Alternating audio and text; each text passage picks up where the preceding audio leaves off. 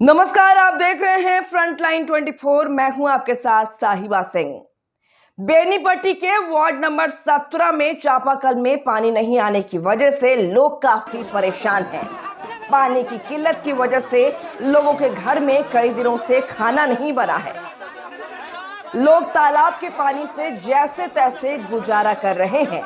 गुस्साए लोगों ने बेनीपट्टी बरहा जाने वाली मुख्य सड़क को सुन्नी रजा नूरानी जामा मस्जिद के पास जाम कर दिया। लोगों का कहना है कि वार्ड पार्षद को कई बार जल समस्या से अवगत करवाया गया है, लेकिन उनके द्वारा कोई ठोस कदम नहीं उठाया गया, जिससे लोगों को काफी परेशानियों का सामना करना पड़ रहा है।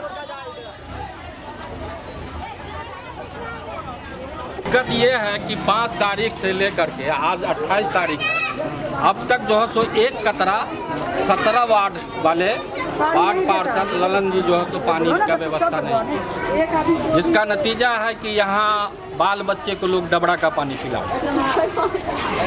और न यहाँ इस गली में कहीं नल जल का व्यवस्था, न वो गाड़ी भेज रहे हैं।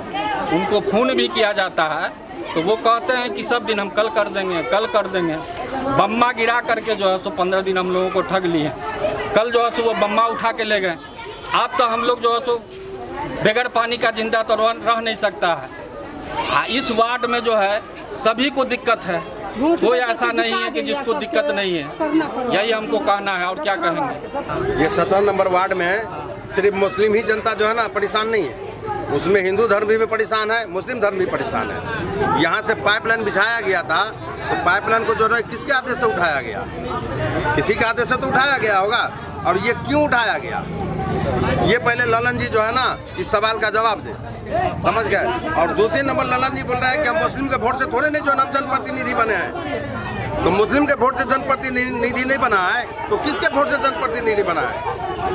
हाँ, पक्षपाती सब में होता है। वोट अगर वन साइड किसी एक पक्ष को दे दे, एक पार्टी को दे दे तो फिर निर्विरोध जीत जाएगा वो, फिर तो इलेक्शन करवाने से कोई फायदा नहीं है। तो ऐसा शब्द को इस्तेमाल करके ललन जी जो है ना फंस चुके हैं और ललन जी जो है ना इस चीज़ का माफी मांगे।